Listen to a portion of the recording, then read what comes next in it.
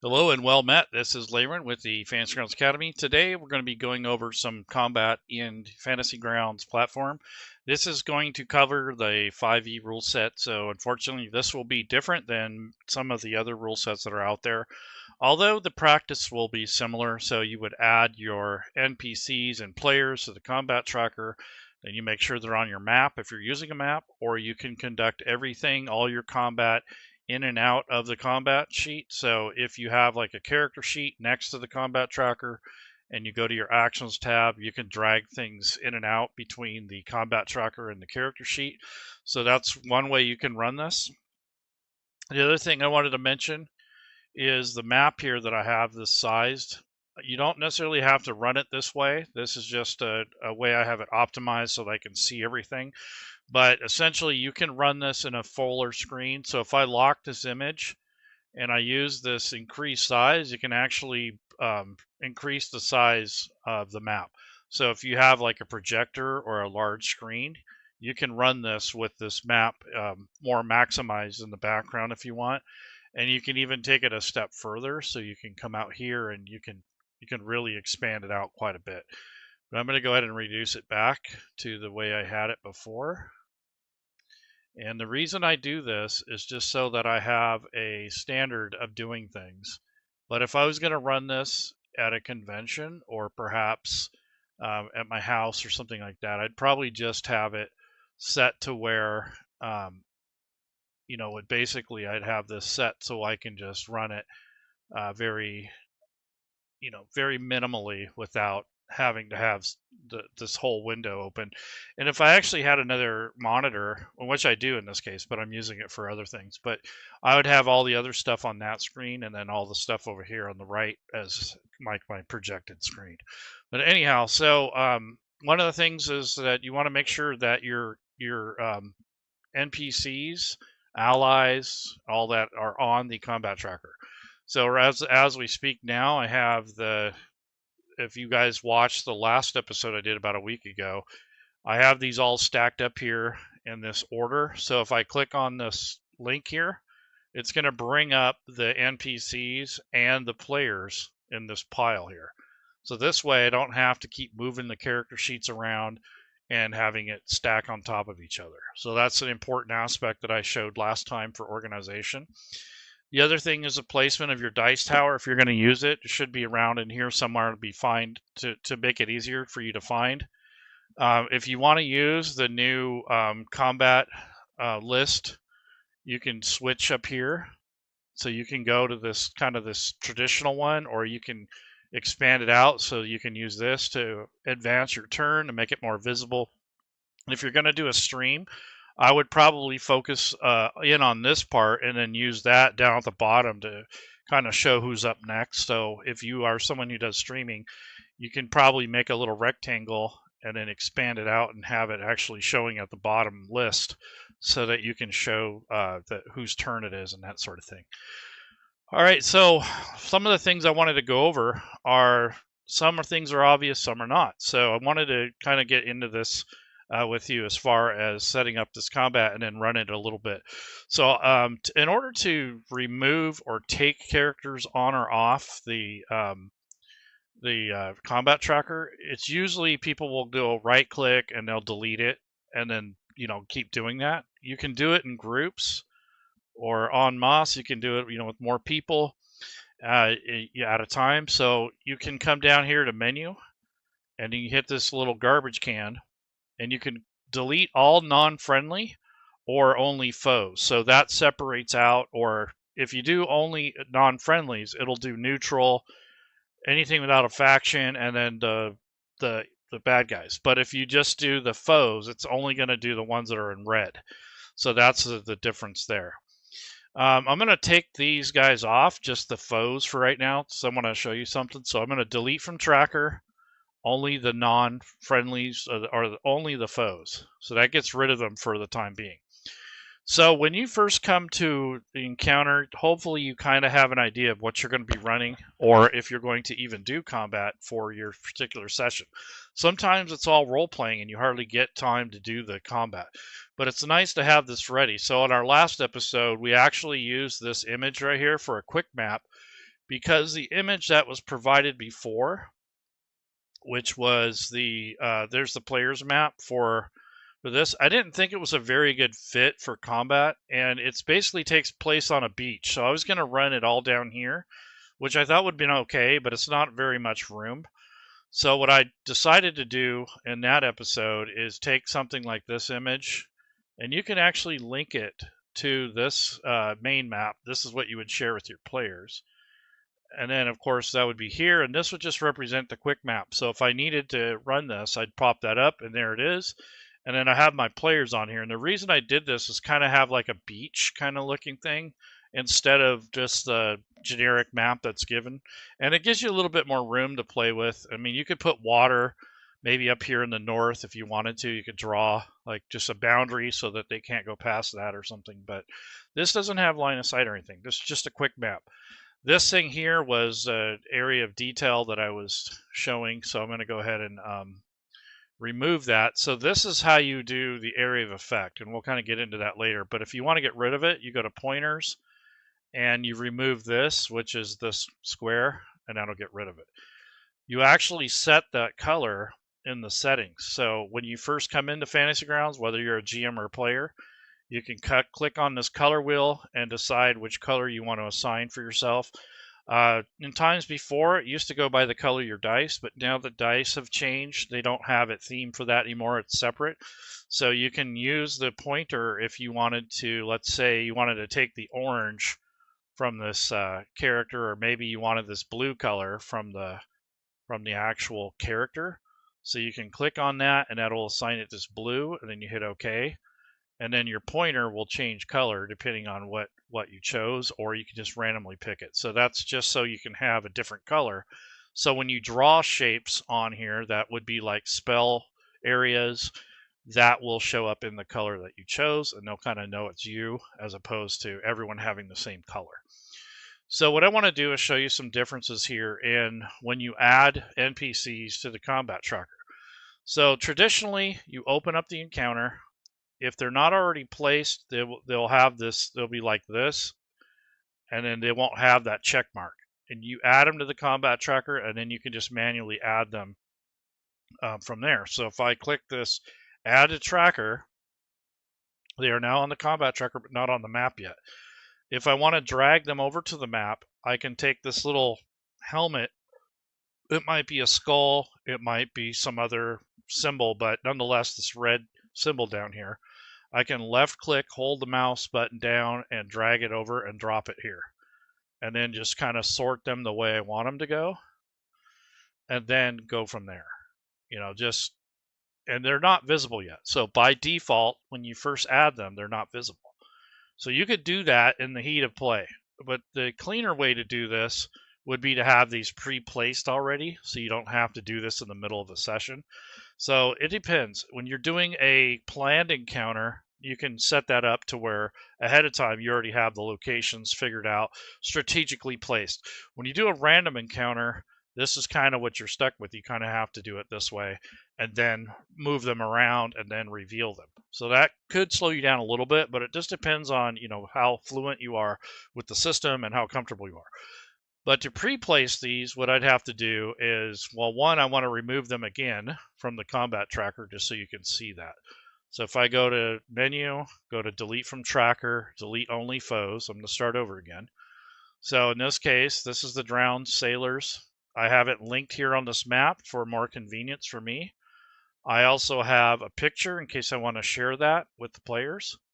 And then I have my notes for the session. So that's essentially what this stuff is. And you do that to make it convenient for you so you can retrieve the resources you need without dragging all these windows all over the place.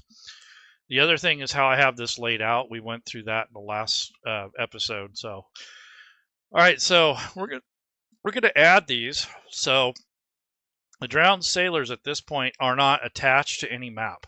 Okay, they're kind of like a random encounter. However, if you want to plan it to where they show up in certain places when you start, you can actually left click and drag each token to where you want the starting location. So perhaps here, there, and then maybe one over here. So this is just kind of a way to pre-place them before the encounter even starts, even before anyone joins the table. Once you have those placed, a little check mark will appear. When you close this, they'll disappear off the map. So if you actually close this encounter, they'll disappear, but they're still there. When it's time to come to that point again, when you're ready, you click on that image, you click add to tracker, and they're back where you had them. So that could be a little confusing if you haven't done that before. Quite often when you start a session with a pre-made encounter, this stuff's already set up for you. It's already got these little check marks by it. You just add it to the tracker and then they'll show up on the map. I just wanted to show you the step before that in case you want to do your own. And the other thing is that, you don't have visibility yet. So as you're role playing, you can wait until the opportune time. So in this case, down here, it says, you have your text. And then when you actually get to this part, it says, you can send this out. It says, as you're about to leave the beach and start your climb, you hear a ruckus of splashing and a wet, gurgling moan behind you. 3 figures are shambling up from the water's edge, about 30 feet away. They're dressed as sailors, but their skin is gray and look drowned. Seawater drools from their slack mouths as they lurch forward to you. So what we had done before in previous parts is that we actually made our own little notes to make it a little bit more interesting. They also provide information here on how to run the encounter. It just kind of gives you an overview of how this works, but it will say you can review the stat blocks, use the initiative rules in the rule book, which is handled by Fantasy Grounds. On the zombies initiative count, they'll move towards the characters. If they get close enough, they do melee attacks. The zombies stat block contains the information you need to receive these or to resolve the attacks. If the characters are more than 20 feet away, the zombies will use the dash action so they can move further, but that means they can't attack. For more information on what the zombies can do on their turn, see combat in the rulebook. So when you go back into the, this is a starter set, it will explain combat a little bit more. But what they're saying is on the stat block here, you can actually have the actual information right in front of you. And as you can see, because I moved those sailors off the map, I have to reposition them. So whenever I set up an encounter, I'll bring up their stat blocks, and they always pop up in the middle. So once you move them, though, they won't be in the way anymore. They won't pop up in the center. So now, from now on, if I accidentally close all these, or if you start it up like this, when I click on these, they'll be where I left them. And that's important to know that. So that's just kind of getting it put on the map. The other thing is when you first add these, they're going to have the same initiative and the same hit points. And that's coming off the stat block, and that's by design. So they'll all have the same starting hit points and the same initiative because of the same type. However, if you want to change that setting in Fantasy Grounds, this will change how these numbers turn out when you add them for the first time to this combat tracker. So again, I'm going to remove them just to show you the difference. So right now they all have 12 initiative and 22 hit points, and they're all considered hostile. So if I go to menu and go to delete, I'm going to delete them once again from this combat tracker. Now by doing that, I'm going to have to reset this because I've lost my positioning because I'm removing them, but that's okay. So I remove them, and the reason I'm doing that is because when I add them back, I want to show you the difference on how these settings are. So if you go into the options, there's a few things you can set for combat that's going to change the way this works. One of them being is to have the basically to have the hit points and all that different. So for under combat auto NPC initiative, right now it's under group. So if this was a group of zombies with a boss, the boss would have his own initiative, and the the lackeys or his minions would have a different, which isn't bad. They'd have a different initiative. But if you want them all to have separate individual initiatives, you can change this to on, which means it's going to roll for every single guy on the NPCs. If you turn it off, that means you're going to have to manually roll for them. So you have to decide how you want that to work. I think in the beginning, I would just leave it as group until you get really comfortable with combat in Fantasy Grounds, and then mess around with that, because it'll kind of keep things straight and orderly. Sometimes when you have random things going on, it could be confusing. So it's kind of up to your comfort level. The other thing is you can have this combat numbering, which I think is kind of cool if you're playing with a group that's been playing for a while, or you got a lot of people who've memorized the monster manual. So what you can do with this is change this to a random number. So when you add them, it's going to say, instead of zombie 1, 2, and 3, it's going to be like zombie 7, zombie 12, zombie 20, and that'll freak them out because they won't know the strength or the size of the encounter. So I'm going to put that on to random, because when I add those combatants to here, not only are they going to have different initiatives, but they're also going to have a different numbering system, so that they're not all 1, 2, 3. It's going to be just kind of random. The other thing you can do is these rolls, fixed or variable. So what that means is the damage that they do on their sheets will be either one number every time or a random roll for damage. The beauty in that is you can control how much damage they do. So instead of having that wide range, they're always going to do the same damage every round. And the benefit of that is you'll know that by your hit points of your players, you'll know how many hits it takes to take them down. So during low-level games, I think that's important if you have that kind of control, because you're going to know that every time those zombies are always going to do 6 points of damage or whatever the average is. And that way you know that after 3 hits, your players are going to go down. And it gives you more chance to intervene without having surprises. If you like that randomness, that's great. That's how I usually play. But if you want to control like your first adventure, you can turn that on and you'll have an idea of how many hits it's going to take the players out, instead of letting the dice decide. So that's kind of a variable rule that you can use if you want. The next thing is the hit points. So they all start with 22 hit points, is what it showed before. But under house rules, I can change this to either maximum or random. So random is going to roll for their hit points when you add them to the combat tracker automatically and change it. If you leave it on standard, it's always going to go by what's on the stat block. And if you turn it to maximum, it's going to maximize all the hit points. So if you want a really tough encounter, you can click max before you add them, and it'll change all their numbers to be the highest it can be. And then the last thing I wanted to mention here was the diagonal distance. Now, depending on the rule set and how you want to run this, the default is when you move, it's going to move, it won't matter how many squares. But if you want to keep track of diagonal movement, it's going to count every other square as 10 feet. So that way you're not moving too far. So if you do Pythagorean's theorem, like a triangle, you got the 2 short sides and the 1 long side on the diagonal side, that's going to be 1.5 times greater than the other 2. So that's why you can turn that on or off if you want. So I usually have it at 1.5, which is the diagonal distance counted. So when they move, they're not moving an extra 10 feet or whatever. And then that's pretty much the only things I mess with when it comes to combat and changing the settings. You can always change them back, but I do recommend just leaving them for now if you're new to Fantasy Grounds, just till you kind of get a grip on how to flow and orchestrate your combat.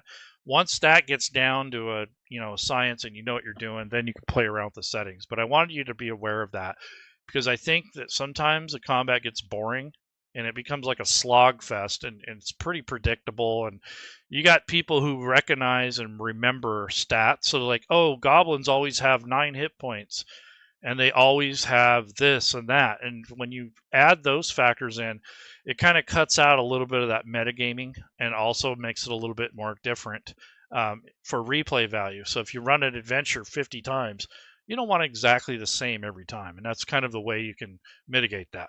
So I'm going to go ahead and add these guys on here, and hopefully they come up with different numbers, because occasionally they do roll the same numbers.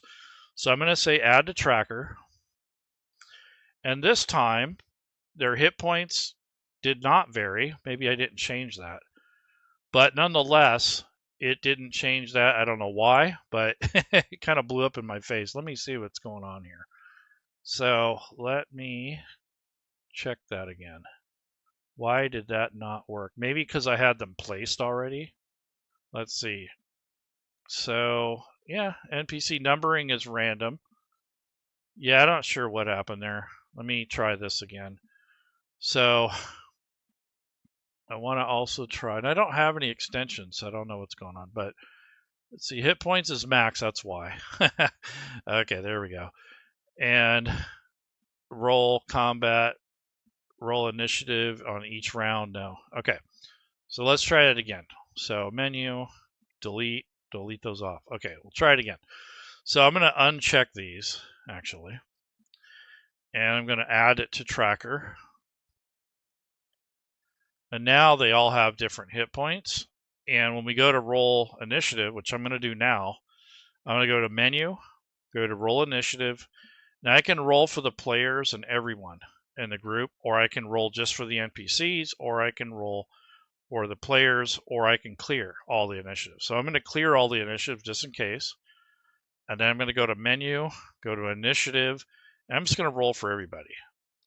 So what that does is now the drowned soldiers, or in this case zombies, have different hit points, they have different initiative, and they're numbered Drowned Sailor 2, Drowned Sailor 7, and Drowned Sailor 9, even though there's only 3.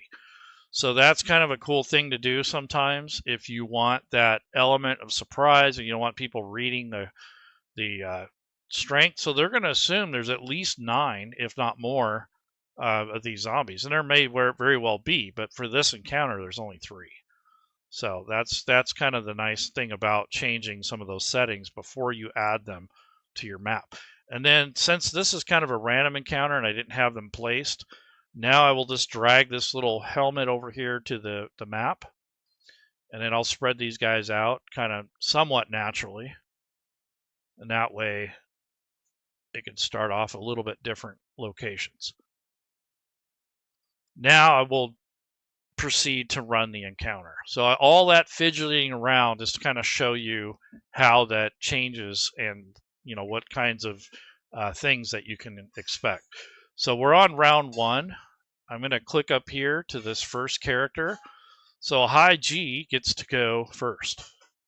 So if I double click on this portrait up here, it will bring up his character sheet. And then what I can do is I go to the Actions tab, which I'm already on. It's on Combat and Actions, so that's where you want to be as a player. And then if you want things to be a little bit quicker and easier for you as a player, you can drag the initiative down to the hotkeys, and you can drag 1 or 2 of your skills down to the hotkeys. So maybe Perception, and let's go with maybe Performance, something like that, or History. I think I'll go with Stealth. That's probably going to be used more than anything else. So that would be for one character. And then when it's their turn, they can use those shortcuts. And then they can even drag this little arrow down to the hotkeys. So when they want to advance their turn, they can just click on it and that'll advance to the next actor. Quite often, players will forget that when they're done, they need to advance their turn. So putting that shortcut down there hopefully will help remind them. They can also use a shortcut on the bottom of the combat tracker or up here. So there's 3 ways that they can remember that. But sometimes they just finish their turn and they just kind of sit there for a while and you're like, you done yet? And you have to remind them. There is an extension that will kind of goad them, or a bell or something like that. But I mean, I don't know if I use that or not, but nonetheless, players do forget quite often, especially when they're new. They have to advance their turn after they're done. Okay, so that's basically the setup. So in this case, I'm going to simulate a little bit of this combat. I'm not going to go through the whole thing, but I'm going to bring up the sheet, go to this Actions tab, and I'm going to ask him what would he want to do for his first round. So he wants to do Bardic Inspiration and kind of stay put and maybe pull out his rapier. He doesn't want to engage them right away. So he's going to do Bardic Inspiration. So what I'm going to do is drag and drop that. He wants to target his friend here. So I'm going to drag and drop that either onto Dorig or onto the map, or I can do it onto the combat tracker. Either way works. That's why I have this sheet here between the map and the combat tracker. So if I drag this combat, this Bardic Inspiration is kind of a note. So I'll just drag it onto him, and that will just remind me that he's got 100 rounds to use it. And when he does want to use it, all I do is have them roll a d6 in the open. So they can roll that, and then I'll drag that to the hotkey. And when they're ready to use it in combat or whenever, that's when I would apply it. But in this case, I didn't want to apply it to himself. This is actually going to go to Doric. So let me drag it to the right person. So again, now this time I'll drag it over here onto the token. Same difference. It's just going to be on him instead. So that was a 2 that was rolled. So when he's ready, he gets a +2 modifier on whatever it is. So it could be ability check, saving throw, attack roll, whatever. So it's saved down here in the hot slots for when the event arrives. So then he's going to move a little bit. So I'm just going to have him move maybe half his movement rate, kind of moving over towards these rocks, I guess. So as the GM, I have to hold the Alt key down if I want to show the movement path. So in that case,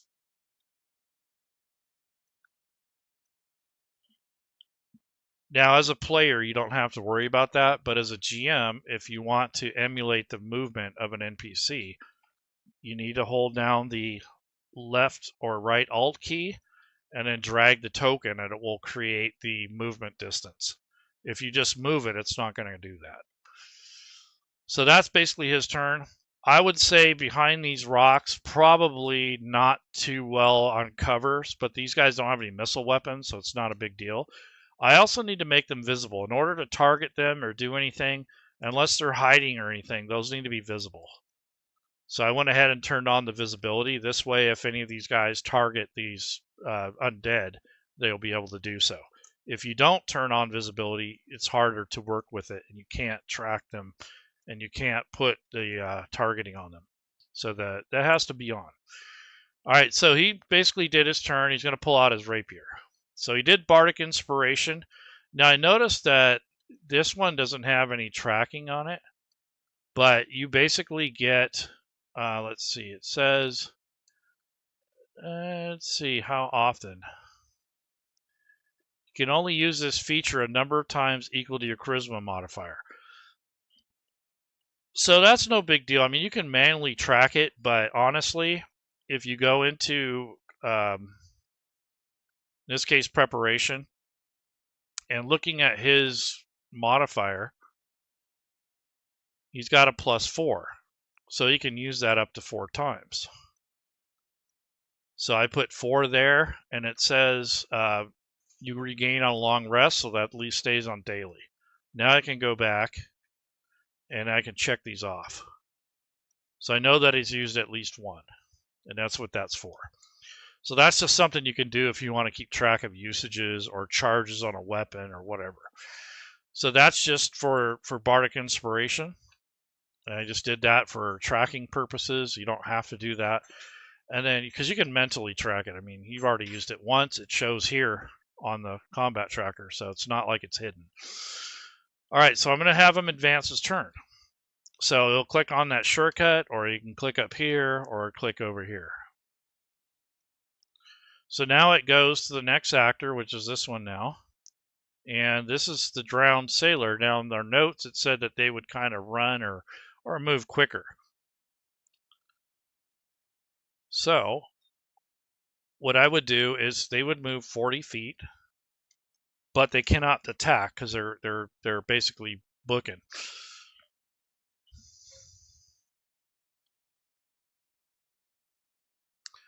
So that's as far as he can move. That's his turn. So if that's a good move and it's not cutting through somebody or you know, in rough terrain, I'll go ahead and approve it. So he moved up pretty quick. So now I'm going to advance the turn again. This time it's Doric. So Doric is a cleric. He could turn them or try to.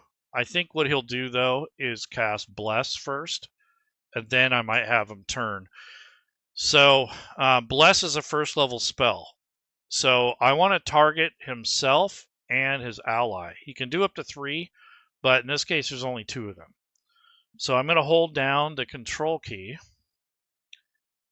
and then I'm going to target himself by clicking on his token and clicking on his ally's token while holding the right control key. So up here in the combat tracker now it says targets Dorig and High G, which is our bard. You can also do it from here. So there's a target button, and you can drag this little target to whoever you want on the combat tracker. So there's a couple ways to do that. But now that they're targeted, I'm going to go ahead and enact the effect, which will track concentration, and it will apply these rolls to these specific characters. So the cleric and High G will get the benefit of this spell. So once I click on it, the effect goes on those 2, and they're good. So he can move. So what I might do is have him move up, or maybe even move away. But I don't want the zombie to attack this guy, so he's a dwarf. I mean, I'm sure he's not afraid. Plus, I think he plans on turning them anyway, so I'll have him move forward to kind of engage these guys. So again, I'm going to hold the Alt key. Once they're done moving and they're happy with where their positioning is going to be, as the GM, I will approve it. And basically, he's going to take out his holy symbol and turn them on his next round, but we'll see. So now this drowned sailor gets to go. So again, I'm going to hold down the Alt key.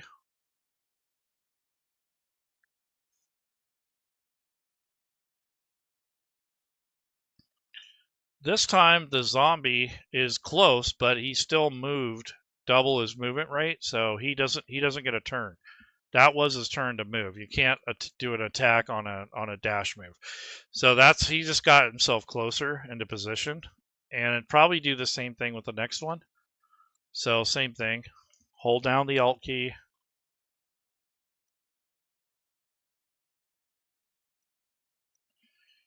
You don't have to hold the Alt key the whole time you're moving, just when you start it, and as long as you haven't, picked it up and dropped it, you can keep moving it until you're done and then let go, and it will keep the path, and then you approve it. So once you initiate the marker, you don't have to keep holding down the Alt key. All right, so now that these guys are in position, you can't really attack or anything because he's not close enough, so I'm going to go ahead and hit this down arrow. Plus, he moved double his movement rate. So, okay, so High G is going to take a look at what he has. So I click on this shortcut over here. It brings up this.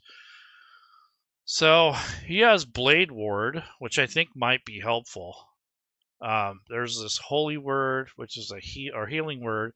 There's Sleep. I don't think that's going to work. Thunder Wave might be okay, but his friend is kind of in the way. So I think Blade Ward would be a good thing for him. It's essentially resists bludgeoning, piercing, and slashing. So that'll help reduce the damage incoming, because those zombies have some pretty nasty thumps. I think they both get 1 or 2 slam attacks. So I'm going to cast Blade Ward. And plus it's a cantrip, so it's not going to burn up his slot. So I'll just cast it on him, and that will help him resist the attacks from the zombies. And then I think I'll just let him stay put. Maybe he'll move up here 10 feet, maybe even a little further. Just kind of get out of the way. So this time I didn't keep track of his movement, but I know he hasn't moved more than 30 feet. So I'll let him stay there and then end his turn. Okay, so this particular drowned soldier, the actual zombie, has a slam attack. So I'm going to bring this up, and like I said, I moved those, so I got to put these back into position as they come up. So it has basically, let's see, it doesn't have a multi-attack, so it's just going to be one attack. So slam attack, just drag and drop the attack roll right onto the cleric, and this time this is a hit, so it's a dirty 20, and now the bludgeoning damage. So we'll see what happens to him. So drag and drop the damage. You can either do it in the combat tracker or on here. He maintained his concentration. That's what that second roll was. So he's concentrating on the bless spell. He got thumped. Fantasy Grounds knows that if it has the concentration tag on it, to go ahead and track the concentration roll, in which it did. He saved, so he was able to maintain concentration, which is good. So that he got thumped. Let's see how much damage he got. 4 points of damage out of 24, so he's okay. I mean, it kind of hurt, but so that's basically his turn, the zombie. So go ahead and hit the down arrow. Now it's Doric's turn, so I'm going to have him cast the turn undead thing. So he gets that. Let me see what it says here. So 1 minute. At second level, you can do this. You can use Channel Divinity, which I have one left. So I'd probably click on that when I'm done. Turn undead. This is as an action. You can present your holy symbol and speak a prayer censoring the undead. Each undead that you can see in here within 20 feet must make a wisdom saving throw. If the target fails its saving throw, it is turned for 1 minute until it takes any damage. Okay, so what I'm going to do is, first of all, right click and then go to the pointer and then go to the circle. Left click and drag until I get about 30 feet.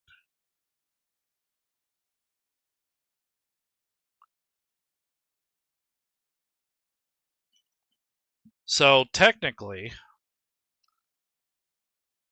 that they all fit in that area. So if you had some that were outside of this radius, you wouldn't target them. Now I'm going to target each one of these, and I want to hold down the control key to target them. And he still has them self-targeted and the bard. So this happens quite a bit.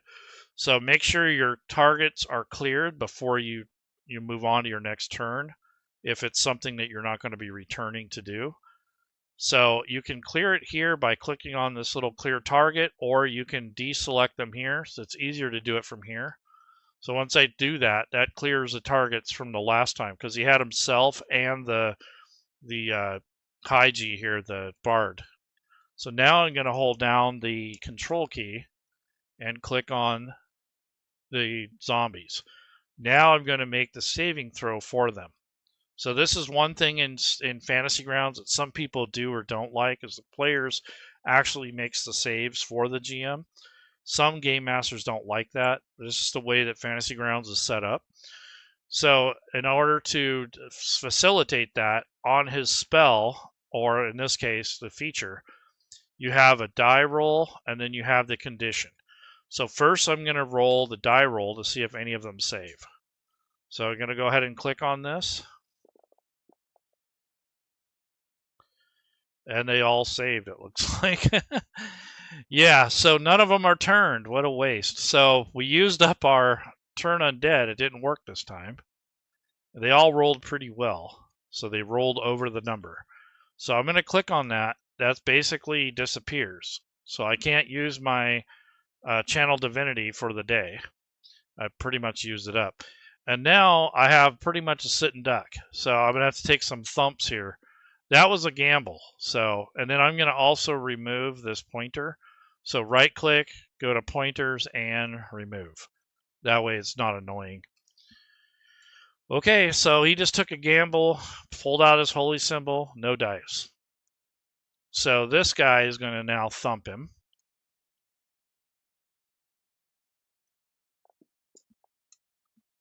And he missed, so he must have brought up his shield in time to block that one. Now I'm going to go to the down arrow here. This guy is going to move in and take a thump at him as well. So he reaches out with his hand, and Doric kind of moves his body, like turns it, and he's not able to smack him. He actually rolled a 1. So for house rules, like I like to do, like make up little things if it makes sense. So in the context of this, I'm going to make him fall. Basically, he tripped over a rock or maybe a branch, or who cares what it is, just as long as you get the prone condition. So I'm going to make him prone, so he falls to the ground, and you can add the prone condition from the effects over here on the right hand side. So this guy is on the ground essentially. It doesn't necessarily mean he can't attack or anything, he just might be at disadvantage. So down here you have these conditions that you can drag if you don't have them already set. So there's the prone condition, and that will do the math and whatever is associated with that. So I'm going to go ahead and hit the down arrow again. Now we're on round 3. High G sees the danger here.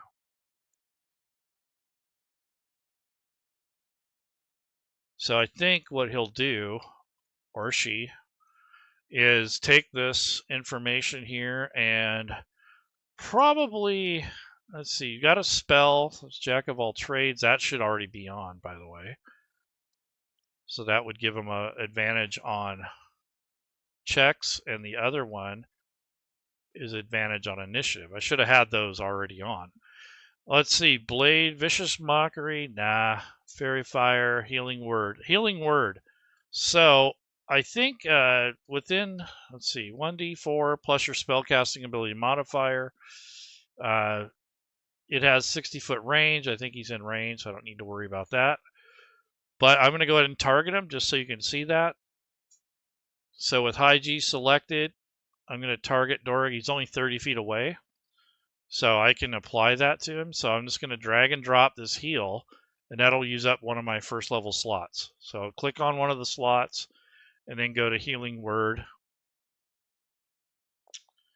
and drag that over. He's now healthy. It healed 5 points total. So that's his turn. And he was able to help his buddy out a little bit. And he did burn up a spell slot. And I got to remember on Dorg, I got to remove one of his. So let me go to the next actor now. So this guy is going to move up just 1 square and perform another attack. And again, he missed. So these guys aren't really accurate. They're not too quick, but they do occasionally land a vicious blow, especially if it's a critical hit. So that's his turn.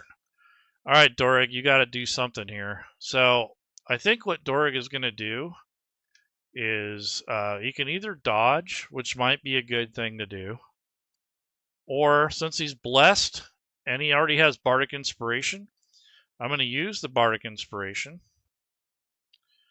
So drag and drop the +2 modifier, and then he's going to take his Warhammer and thump one of these guys. So probably the first guy that attacked him, or maybe this guy over here.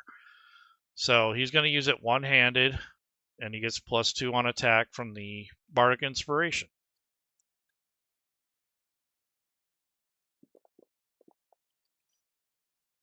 I mean, that's a hit if I ever saw one. So that worked with the bless and with the Bardic Inspiration. That should have done it. And now to do the damage, so I'll drag and drop the damage onto the target. So like I said, you can do it here on the map, or you can also do it here. This guy is also prone, so that could be another reason why it helped. So I'm going to go ahead and thump him, and this time I'll drag it to the combat tracker. There we go. So he's wounded. That hurt, but he's not dead. So that's basically his turn. So now we go to this other guy. He's basically close enough he can reach out and try to smack him. He's gonna like flail his arms at him and try to maim him or hurt him.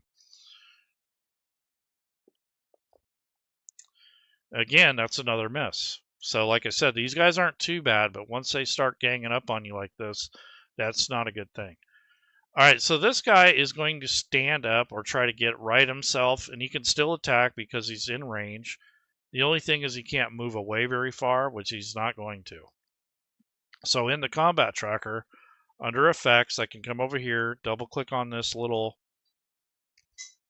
red dot, And that removes the prone condition. Now he's stood up, and he's going to make his attack. He missed. So he got up, took a swing at Dorig, and missed. When I'm done, I can click on the effects thing again, and that gets me back to where I was. Now the down arrow, or I can use this arrow up here. That brings me to high G here. So high G, I think, is going to, let's see. What can he do? So he already blew a spell. Sleep isn't going to be any good. Vicious Mockery, not so much. I want to say maybe he will just go up and engage. I don't know. I don't think he would do that, though. He doesn't like the fact that Dorig is ganged up on. So maybe he'll be more effective back there. I don't know.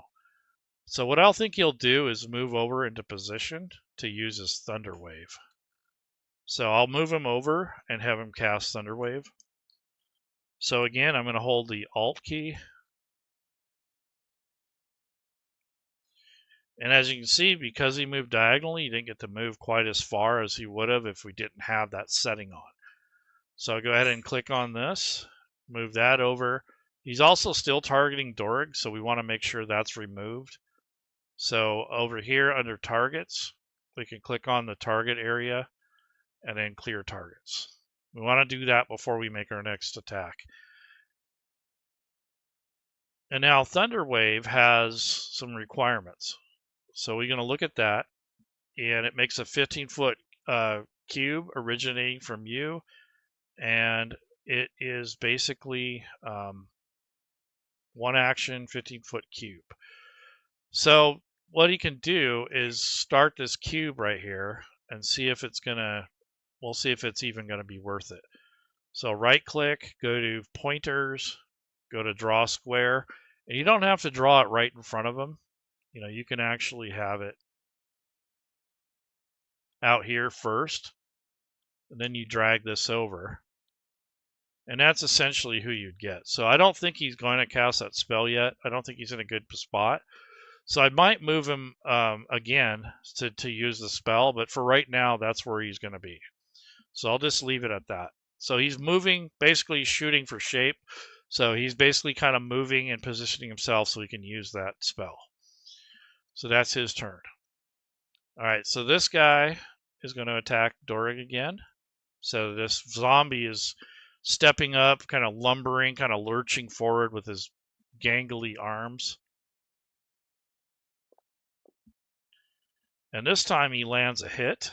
So he just kind of thumps him, creates this like thump like sound. Dorig probably goes, oh, like ouch. And wow. He successfully kept concentration and took 7 points of damage. Ouch. So that's good, I guess. Okay, Dorig, you got to do something here. So this Bardic Inspiration is now gone. So I need to remove this. And he still has a Bless effect. So I'm just going to have him return fire here. So I'll have him just keep concentrating on this one individual. So bringing up his sheet, I'm going to go ahead and drag and drop this attack roll onto this target here. This is zombie number 2 or whatever, drowned sailor number 2. So drag and drop. That hit because of that bless. It helped out. It was a 9, but it added more stuff to it. So that's good. And now what I'm going to do is drag the damage. All right, he did maximum damage, 10 points of damage on him. So that kind of hurt because he has 26 though. So these guys aren't going down easily. So again, I'm going to go to this next drowned sailor.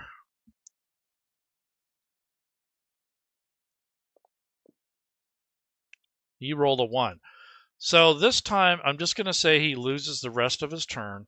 He can't move or attack or anything else. Didn't fall, but he kind of lost his balance, essentially. So maybe he knocks into this guy and gives him disadvantage. That's what I'll do. So sailor number 9 is going to make his next attack at disadvantage because this guy fell in front of him or kind of lurched and lost his balance and ruined his attack. So that's the kind of thing that you want to do to make your games kind of interesting. I didn't have to do that. There's no rule. It's just something I wanted to do for cinematic reasons. Like that makes it more interesting than instead of being right straight with the book. So that's kind of, I wouldn't say bending the rules, but it's kind of adding or embellishing. So he rolled a 1. I mean, he fumbled. I don't have a fumble table set up, and I just kind of like doing that on my own. I just kind of make it like lots of times it's just a missed attack or disadvantage or something like that. It's just something that fits the narrative. In this case, it makes sense because he's close. He tried to make an attack. He stumbled. He basically got in the way of this drowned soldier. So now when it's his turn, I'm going to apply disadvantage on his attack. So click the dis button down here, and then he's going to make his normal attack like he was. But this time he missed, and that's because of the disadvantage. He would have hit because it dropped to 16. So by this guy falling in front of him, it kind of messed up his attack, and it made it to where that's a lot cooler and a lot neater looking. You know, like if you described it that way, like he went forward, he kind of stumbled and got in the other guy's way. The other guy tried to attack, but the other guy was in the way, and it, you know, just kind of blocked him. So I think that is more interesting than just having it, you know, hit miss, hit miss, hit miss. So, anyways, that helped barely. I mean, that helped Doric. So now I'm going to go to the next actor. Hi G. So I'm going to go ahead and move him again.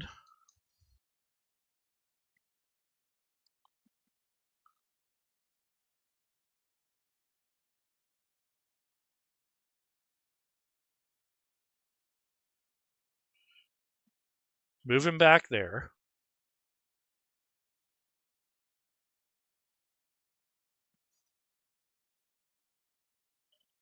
That would work. So that works within his movement range, and that's what he's going to do. So he's going to blast these guys. So I'm going to target the 2 sailors. So again, I want to check High G's area. No, he does not have anything targeted. So I'm going to hold down. I'm going to hold down the mouse button here. Hold down, the right control key. Target those 2 individuals. Go to his character sheet. And Thunder Wave is a 1st level spell. So I'll check that off. And then I'm going to roll the con save. So one of them failed, one of them succeeded. Now I'm going to apply the thunder damage. So one took half damage, the other one's wounded. So the one that was wounded, drowned soldier number 7, the one that didn't take half damage gets knocked back. So 7 gets knocked back 10 feet, I believe. So let's see. Yeah, so 10 feet away. Push 10 feet away. On a successful save, you get half damage and not pushed. So this is going to move this guy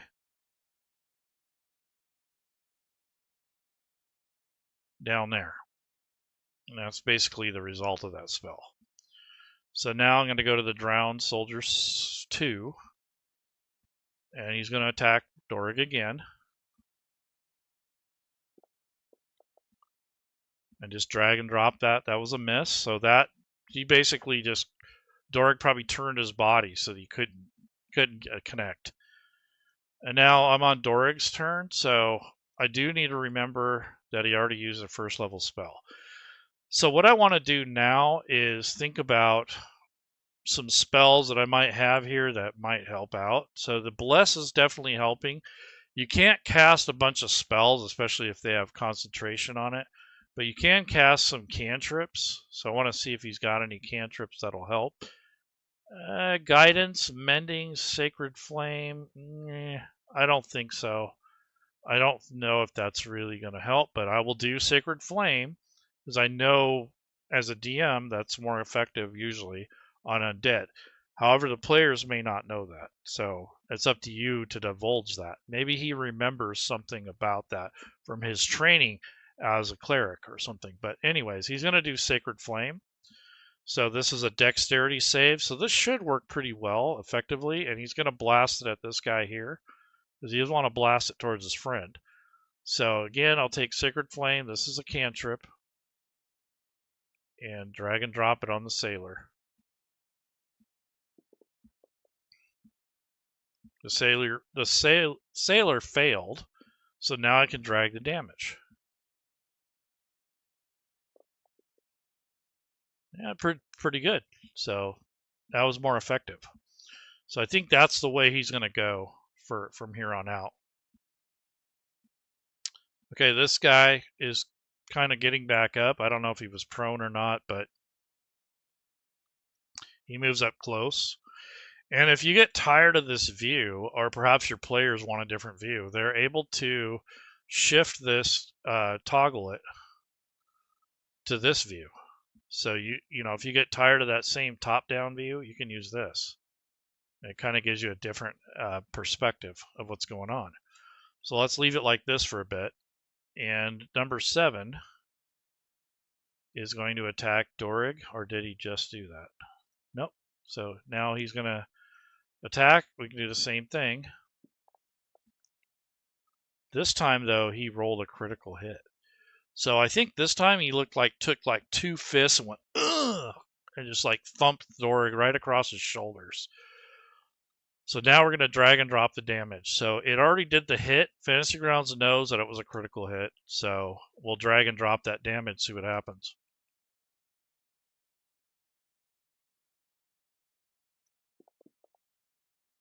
So it knew to roll the extra dice, and he still saved against the damage part. So he maintained his concentration. So that's not bad. Like that's surviving. But Dorig is now about halfway down with his hit points, so we got to do something soon here. Okay, number 9 is back in action. He's the one that got blasted. Wow, he hit also. Wow. Yeah, fortunately, he only did a couple points of damage, and Dorig was able to save. So lucky there. Okay, high G. Okay, let's see. I think he's just going to come in and use his rapier at this point.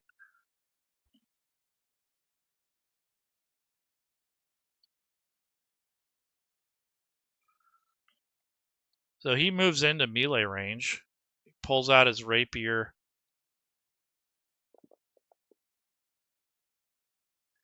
and he scored a hit on that guy. And then now for the damage. So heavy damage on the zombies. So they're kind of getting whittled down here. But you can see this battle's pretty tough. Now this was designed for a party of 4 to 6 players. So this would probably have already been resolved, potentially, if there were more players, or it might have taken longer. So you need to plan for that. If you're going to run a combat encounter, you want to at least plan for an hour, regardless. And then depending on how big the party is and how big your encounters are, that's going to determine how long it's going to take to resolve. Fantasy Grounds can make things more complicated or more easy, depending on how you set it up.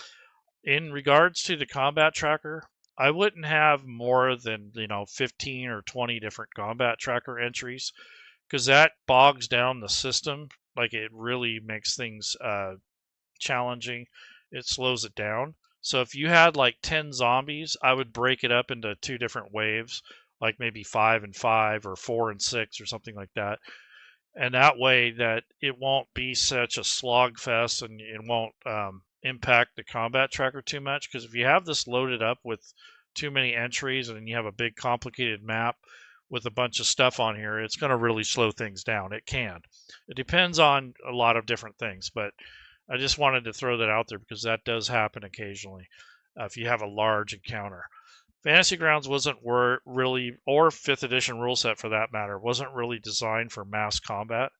So if you're going to do mass combat, I suggest that you use a combination of things like units. So maybe a unit has just like more hit points and more damage, and it's basically represents 5 different soldiers at once. You do stuff like that to kind of mitigate how many tokens and stuff you have on the battlefield. But it's still not quite a good fix. I mean, it doesn't quite get you there, but closer. Anyway, so this is just kind of an example of what happens when you go into this combat. So let me see if we can finish one of these guys out. So I'm going to go ahead and go to the drowned sailor and have him attack again. He missed that time. And now Dorig. So he's going to use that spell again. And that's good because it's just a cantrip.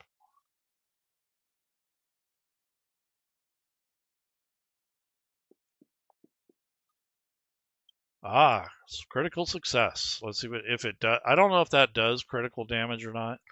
Probably not, but we'll see. Yeah, that won't. So that was 4 extra points. Drowned sailor. Again, he's going to attack. So once you kind of know where everything is and how to orchestrate it, it can be pretty quick. And that's a miss again. So that guy is having problems. Okay, so this one is going to turn around and attack High G now because he's right next to him. And he missed. So that's good for them. Now High G is going to lunge back in with his rapier.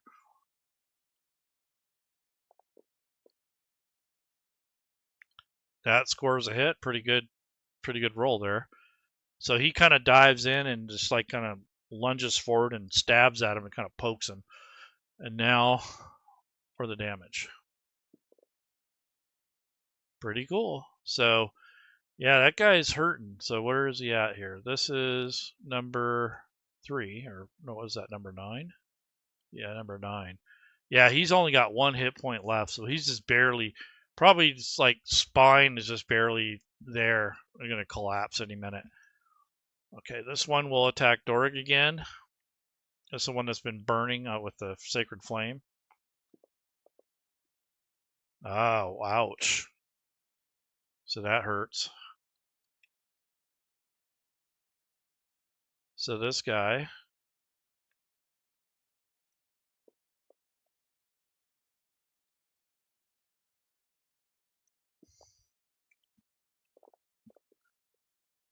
Yeah, Dorig succeeded, and he only took a couple points of hit to damage in that round, so that's not bad. Okay, so Dorig, you need to be successful here, buddy. Again, so let's see. Sacred Flame.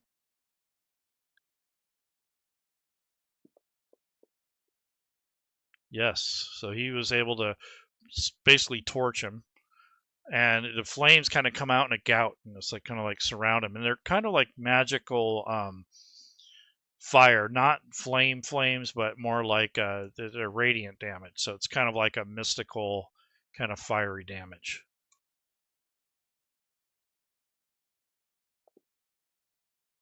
Ooh, that took him out.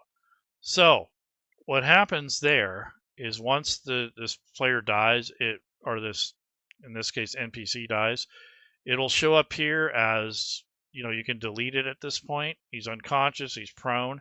So if you don't plan on resurrecting these guys or bringing them back, you can. However, if you look at the description on here, Undead Fortitude, if damage reduces the zombie to 0 hit points, it makes Constitution saving throw at a DC of 5 plus the damage taken, unless the damage is radiant or from a critical hit. So in this case, it was radiant damage, so it doesn't get the Undead Fortitude in this case.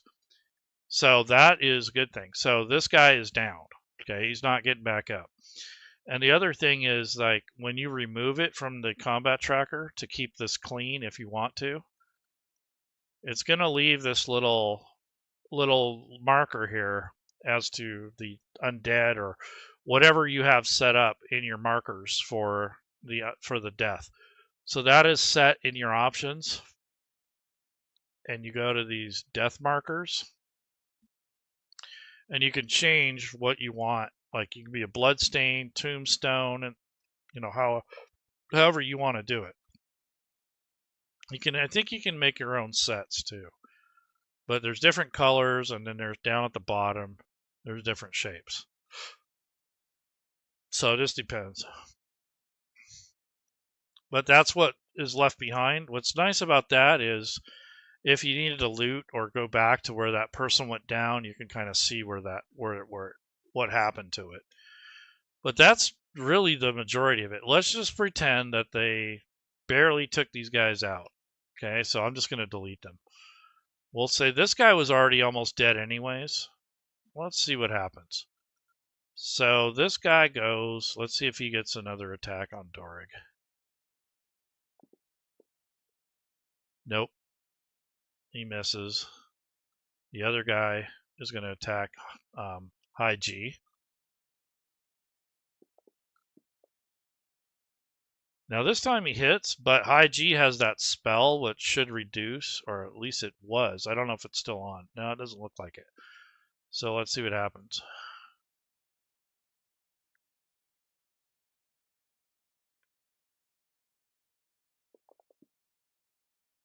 Yeah, he took some damage. 6 points. That's kind of ouch. Alright, so High G is going to go back in and retaliate. So we'll give him his rapier attack. Oh yeah, that worked. And then this should take that guy out.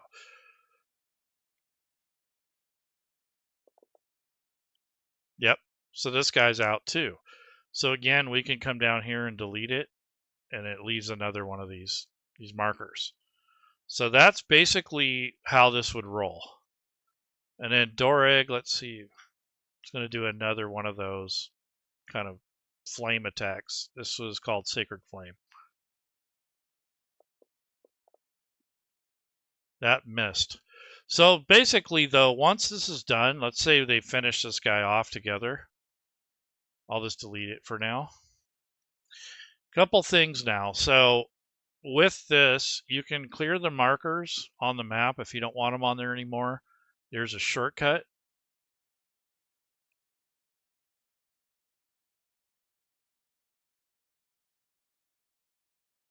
So clear targets is what it is, or clear death markers. Okay, so that clears that. The other thing you can do is you can ping something, like let's just say, hey, the treasure's over here. So you can go into ping mode and then click, and that'll show the players like where they need to go next or whatever. So maybe in conversation, or let's just say, how far can I hit something? You can click over here and say, oh, about there. You can use that ping mode. And to resolve this combat, like let's say there's loot or maybe even experience, whatever, on the party sheet, if you got it set up right, down here, if you go to XP, you can take this particular encounter and drag and drop it into here. Well, it doesn't have any XP here. What's going on? Wait a second. Oh. I don't know why there's no XP, but we'll just say 100. Okay? I don't know why the drowned sailors don't have XP. Doesn't make sense. Anyway, so that's just what you do. And then when you want to award it, you just click award, and it'll divide that 50-50 in this case between the two players. So on their character sheets over here on next to the proficiency bonus, if you click on that, it'll show the XP up here. This is a manual thing. It doesn't change anything or level you up. You have to do that manually. So this is just for bookkeeping. That's all that's for. And if you have loot, let's just say this inventory, let me go to parcels. Yeah, just for the heck of it. So you drag and drop that down there. And then when it's time to sell it, or to, in this case, the potion of healing, Dorig wants it.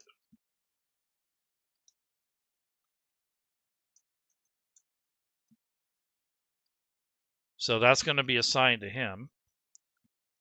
The food scraps don't only weigh a pound. They probably don't have any value. So if you try to sell it, it's going to say unable to determine cost. That's just because it doesn't have a price.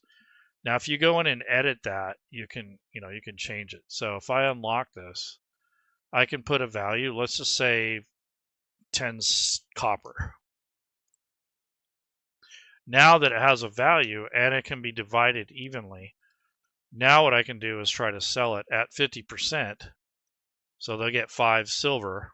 And then when I hit this down arrow, it'll distribute everything and give them the benefit of the doubt. So that's just how that works, like for awarding stuff. So you got experience points and quest items, which are milestones or goals, and then you have treasure, which can be distributed here. And we'll get more into this in another episode, but that's essentially how combat kind of goes. It will be a little different, of course, because it depends on your players, extensions, all that stuff. But that's the general gist of it. Attack, saves, damage, and advancing the tracker. So really, that's the real base of it. But when you get into the intricacies, like how the spells work, when can you use these feats and when you can't, and the limitations, that's where the rubber meets the road. So that's where the stuff you got to learn over time. You're not going to know all that going into it. You're not going to remember all that. It's just way too much stuff.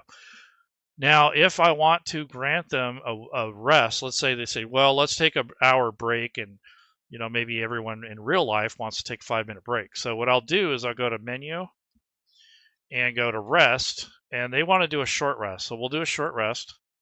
And during this time, if they have, like, Dorg's got quite a bit of damage, so he can use his natural healing with his hit die recovery. So if I double click that,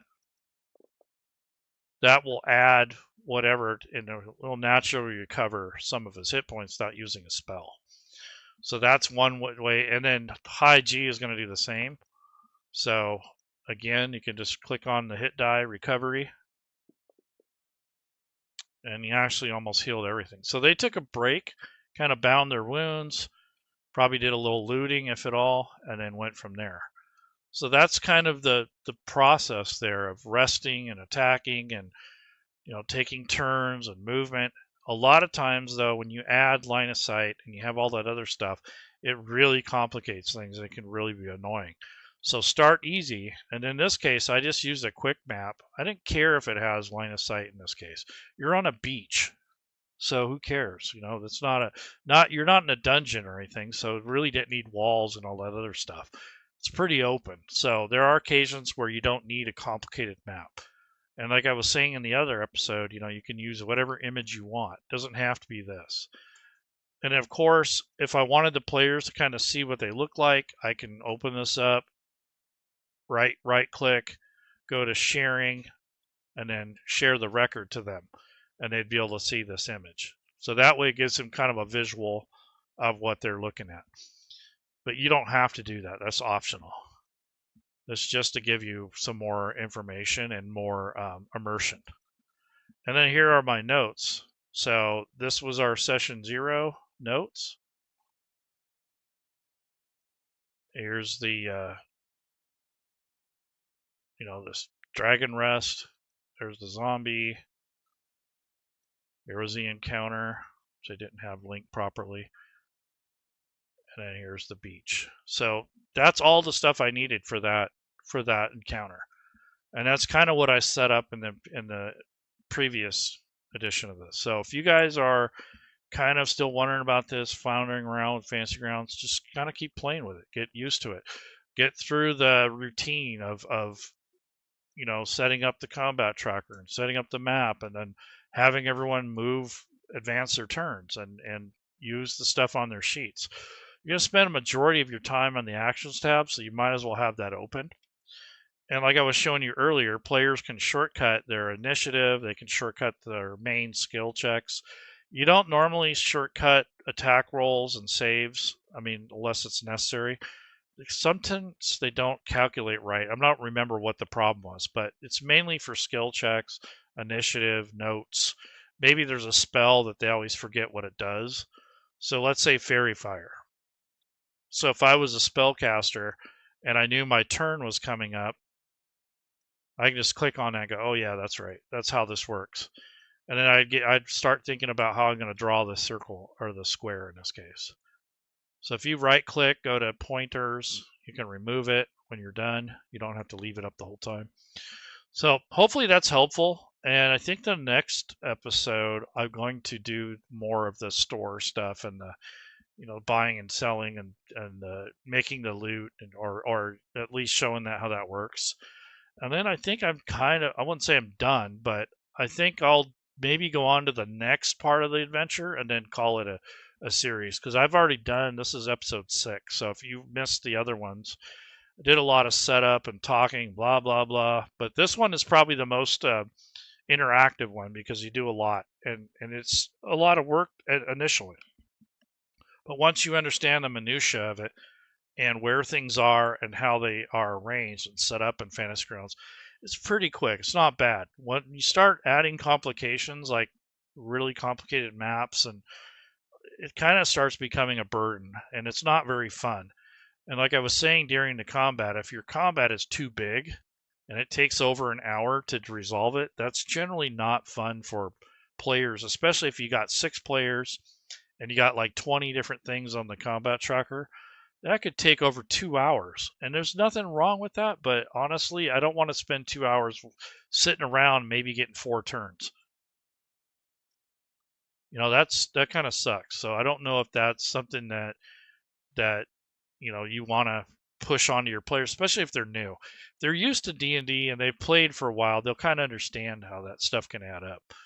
But when it comes to being new to the system and new to Fantasy Grounds and new to everything like Discord and all that stuff, this can be overwhelming. So be careful with that and kind of keep things simple at first, and then start adding on the other stuff like extensions and all that, effects and all that stuff. So you don't necessarily have to do all that right out of the box. You just kind of have fun and play around with it and get to know where things are at. That's really the important part. And one of the things I iterated in the beginning was character creation is so important, because when these are not complete or they're not created properly, it really slows things down during the game, especially during combat and such. So it can really be bad. So anyways, guys, take care. Have a good one. Tomorrow's Friday, I believe.